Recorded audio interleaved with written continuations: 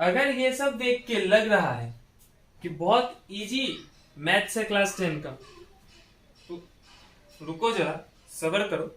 आएगा आएगा धीरे धीरे। ट्रिग्नोमेट्री आएगा, स्टेटिस्टिक्स आएगा, है ना, ट्राइंगल आएगा, ट्राइंगल, यहाँ ट्राइंगल माथा घुरा देगा, बाकी सब तो छोड़।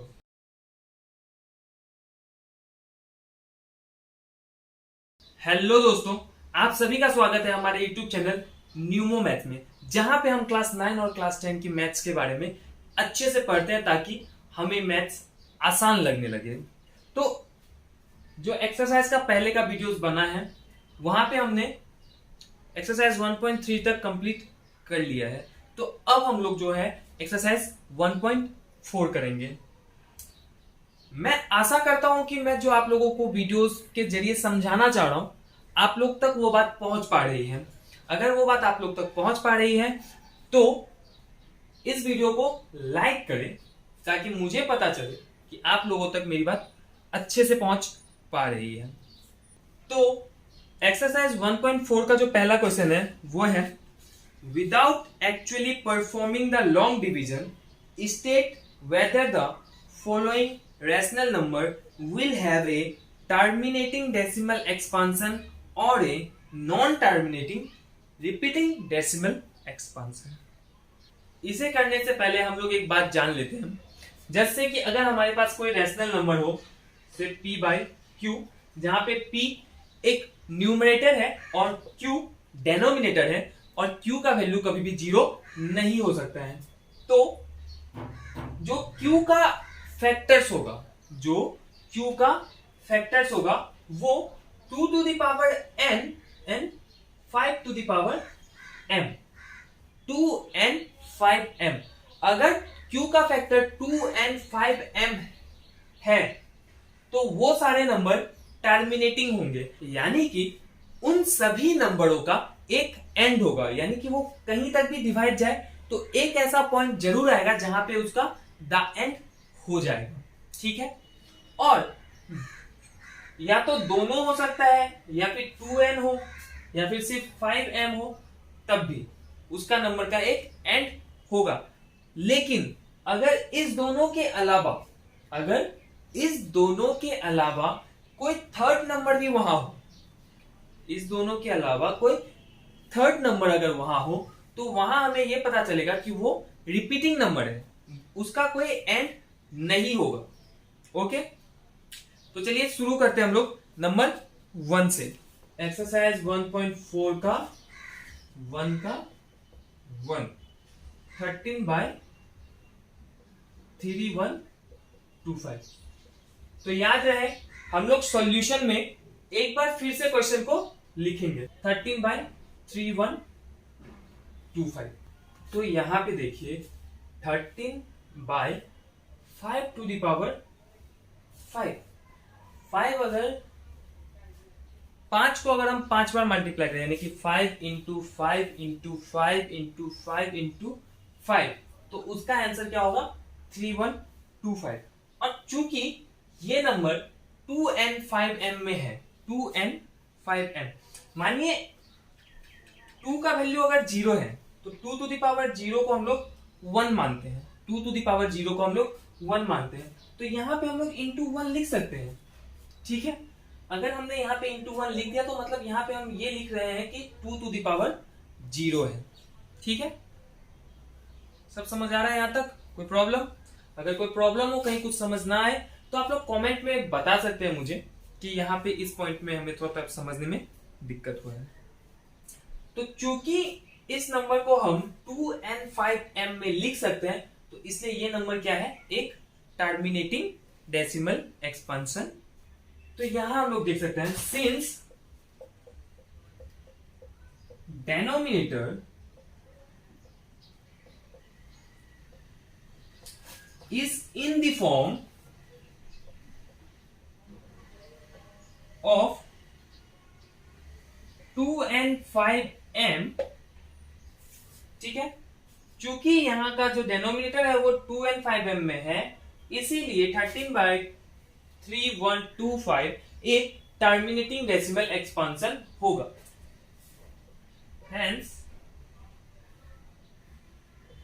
the decimal expansion of 13 by 3125 is terminating. Okay, तो यहां तक सबको समझ आ गया। तो यहां 10 क्वेश्चंस है, हम लोग सारा का सारा 10 क्वेश्चंस नहीं करेंगे ताकि आप लोग भी घर में प्रैक्टिस करें, क्योंकि मैथ आप लोग जितना प्रैक्टिस करेंगे उतना अच्छा आप लोगों को मैथ्स आएगा। अगर मैथ्स प्रैक्टिस नहीं करेंगे तो मैथ्स किसी को नहीं आएगा। ठीक है, तो एक करते हैं हम 5 नंबर। ओके, तो नेक्स्ट नंबर हम लोग 5 करते हैं। 5 नंबर है 29/343। 29/343। तो फिर से हम सॉल्यूशन लिखेंगे और 29/343 एक बार फिर से लिख देंगे। और यहां पे देखिए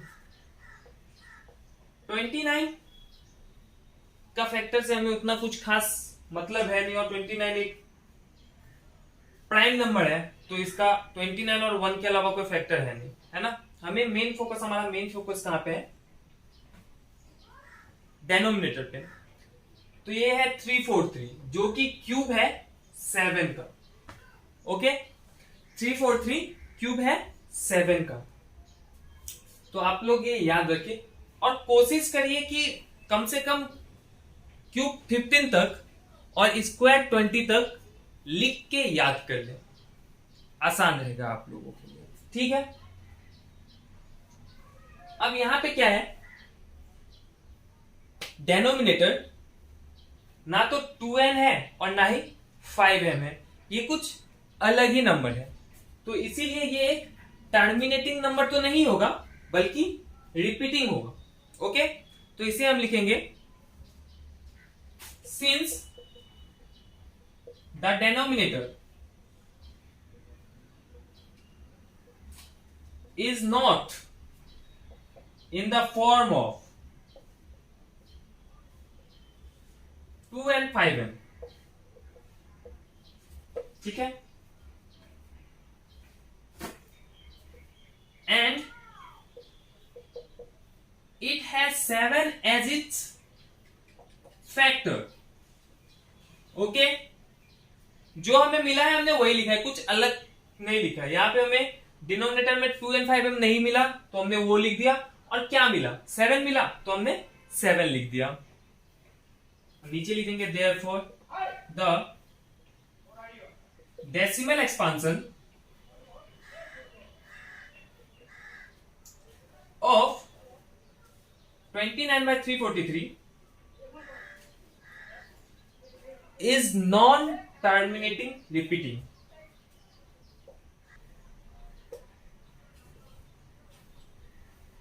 ओके, ये समझ आया।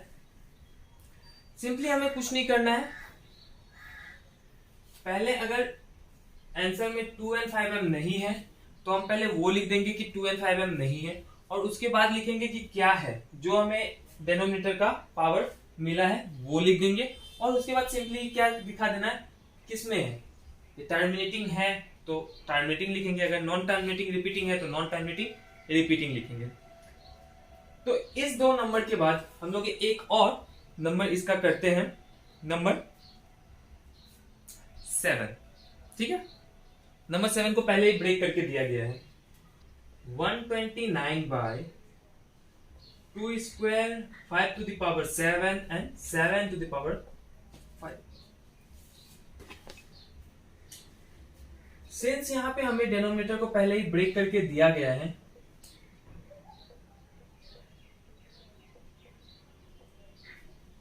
तो हम लोग को और कुछ लिखना ही नहीं है। इससे पहले वाले में हमने जो लिखा बस वही लिख देना है। Since the denominator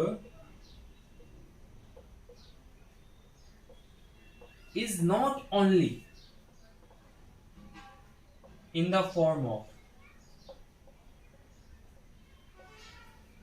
2 and 5m, यहाँ पे हमने नॉट ओनली इसलिए लिखा है क्योंकि 2 और 5 तो है ही है, उसके साथ एक एक्स्ट्रा भी है हमारे पास, है ना, जिसकी वजह से ये डेसिमल टर्मिनेटिंग डेसिमल एक्सपांशन इसका नहीं हो सकता है। And it also has 7 as its factor, ठीक है। Therefore the decimal expansion of 129 by 2 to the power 2, 5 to the power 7 and 7 to the power 5 is non-terminating repeating। तो इसका बाकी 7 क्वेश्चन रह गया है जो आप लोग प्रैक्टिस करिए, ओके, क्योंकि जितना प्रैक्टिस आप लोग करेंगे उतना आप लोग के लिए ही बेटर है, because practice makes a man perfect. तो दोस्तों अब हम लोग क्वेश्चन नंबर 2 देखते हैं। क्वेश्चन नंबर 2 का क्या क्वेश्चन है, write down the decimal expansion of those rational number in question 1 above which have terminating decimal expansion। Question 1 में हम लोगों के पास जितना क्वेश्चन दिया गया है, हमें उन सभी क्वेश्चन में से सिर्फ वो नंबर को डिवाइड करके दिखाना है जिसका टर्मिनेटिंग डेसिमल एक्सपांशन होगा। तो नंबर 1 का जैसे कि टर्मिनेटिंग डेसिमल एक्सपांशन था, तो हम लोग नंबर 1 से शुरू करते हैं। 13/31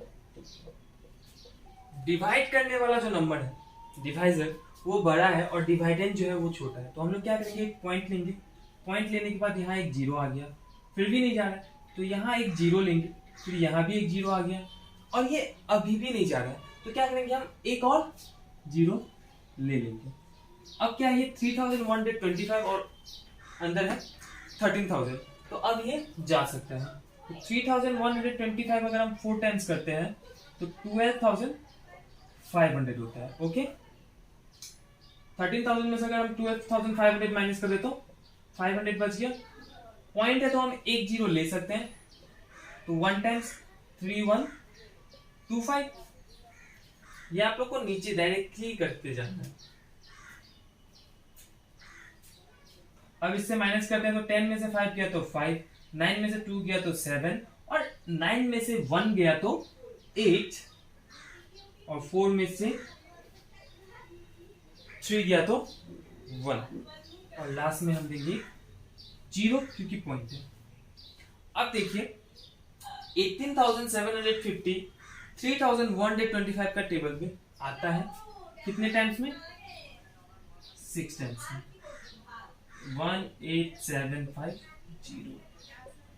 ठीक है।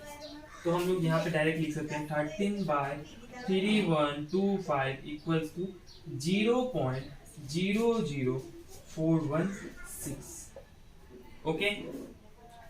तो 2 में हमें सिंपली यही करना है, डिवाइड करना है और इस नंबर को लिख के इक्वल देना है और जो हमारा क्वोशिएंट आएगा वो क्वोशिएंट को यहाँ पे लिख देना है, ओके। आप लोग समझ पा रहे हैं? चलिए ठीक है, हम लोग नेक्स्ट नंबर करते हैं, नंबर 4, ठीक है। 15/1600 15/1600 यहाँ डिवाइड कर लेंगे हम। 15 अंदर आ जाएगा, 1600 बाहर आ जाएगा। क्योंकि 15 नहीं जा रहा है तो सिमिलरली हम पॉइंट लेंगे, एक जीरो आया, नहीं जा रहा है एक जीरो लेंगे, जीरो आया, फिर भी नहीं जा रहा है तो एक और जीरो ले लेंगे, एक और जीरो।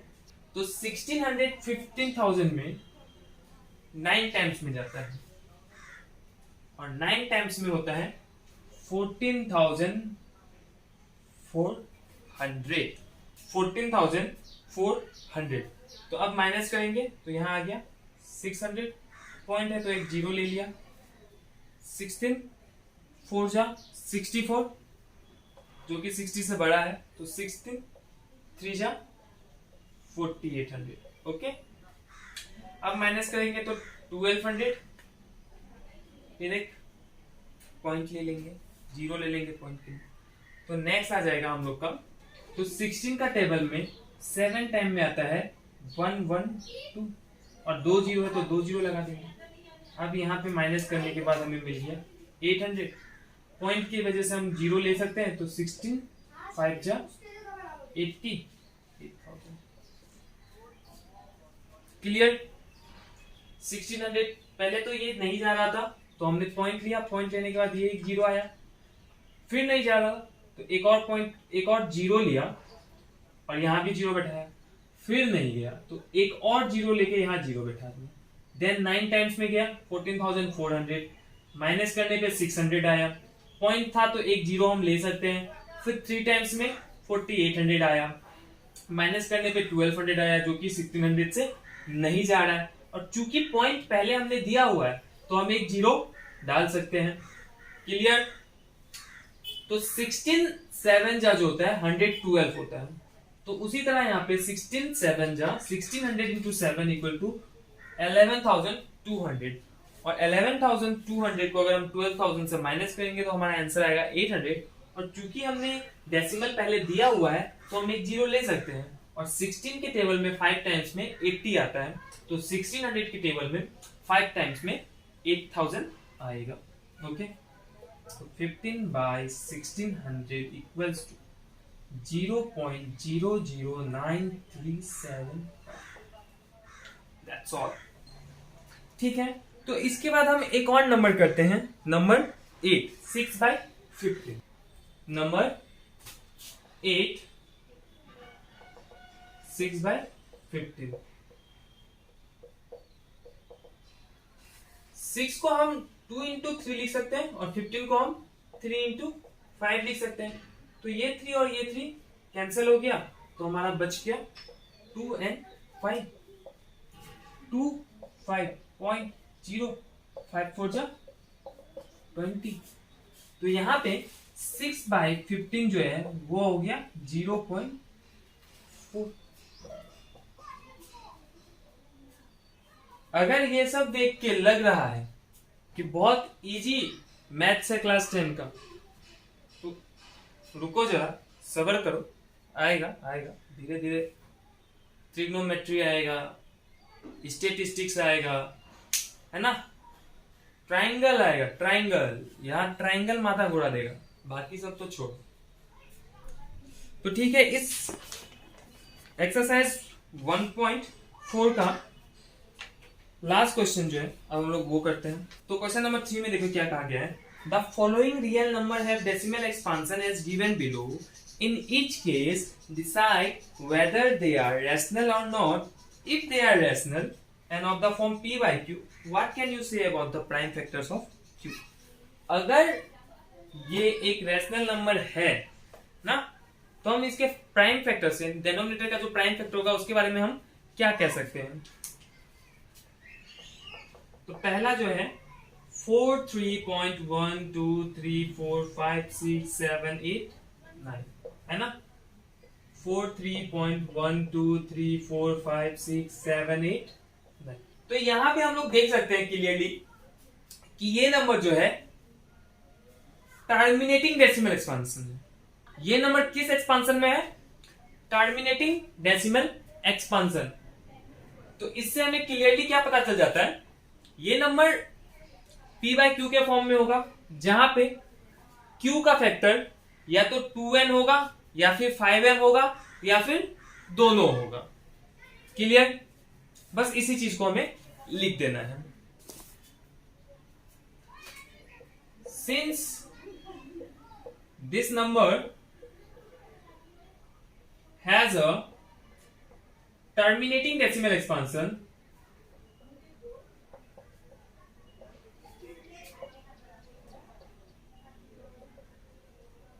ठीक है, since this number has a terminating decimal expansion, so it is a rational number of the form p by q, where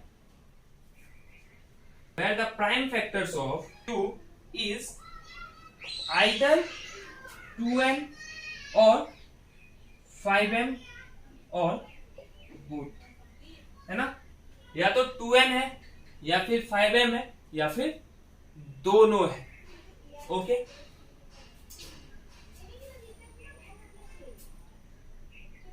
ये 2n 5m दोनों है या फिर सिंगल सिंगल है, ये हमें क्या देख के पता चला कि ये नंबर का जो डेसिमल एक्सपांशन है वो टर्मिनेटिंग है। तो चलिए नेक्स्ट नंबर देखते हैं। क्वेश्चन क्या है, 0.120 1200 1200 120000 डॉट डॉट डॉट, मतलब ना तो ये एक टर्मिनेटिंग नंबर है और ना ही ये एक रिकरिंग नंबर है। तो इससे हमें क्या पता चल रहा है, अगर ना ये टर्मिनेटिंग है और ना ये रिकरिंग है, तो सिंपली हम कह सकते हैं कि इसे ये एक इरेशनल नंबर है। ये रैशनल नंबर नहीं है, ये एक इरेशनल नंबर है। तो इसको हम सिंपली लिखेंगे, since the given number is neither terminating nor non-terminating repeating,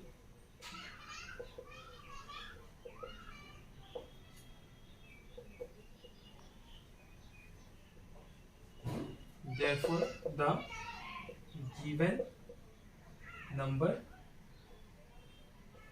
is irrational. Okay, therefore the given number is irrational. तो 3 का भी एक क्वेश्चन लास्ट में है जो कि रिकरिंग है, यानी कि रिपीटिंग है। तो ये एक रैशनल नंबर होगा। क्यों होगा वो आप लोग खुद प्रैक्टिस करें, है ना, ताकि आप लोगों को एग्जाम में ज्यादा टेंशन ना रहे। ठीक है, तो मैं आशा करता हूं कि आप लोगों को इस वीडियो के जरिए मैं जो समझाना चाह रहा हूं आप लोग समझ पा रहे हैं, है ना। हाँ, अगर लाइटिंग की वजह से वीडियो में कुछ खराब लगा हो तो उसके लिए सॉरी, उसको हम लोग ठीक करने की कोशिश कर रहे हैं। और आप लोग अपने दोस्तों के साथ ये वीडियो जरूर शेयर करें ताकि उनको भी मदद मिल सके हमारे वीडियोस से। और जल्दी हम इस चैनल पे क्लास 9 के मैथ्स का वीडियो भी अपलोड करना शुरू करेंगे। इस वीडियो पे यहां तक बने रहने के लिए धन्यवाद। हमारे चैनल न्यूमो मैथ्स को सब्सक्राइब करें और अपने दोस्तों के साथ शेयर करें और इस वीडियो को जम के लाइक करें। जितना आप लाइक कर सकते हो आप उतना लाइक करें।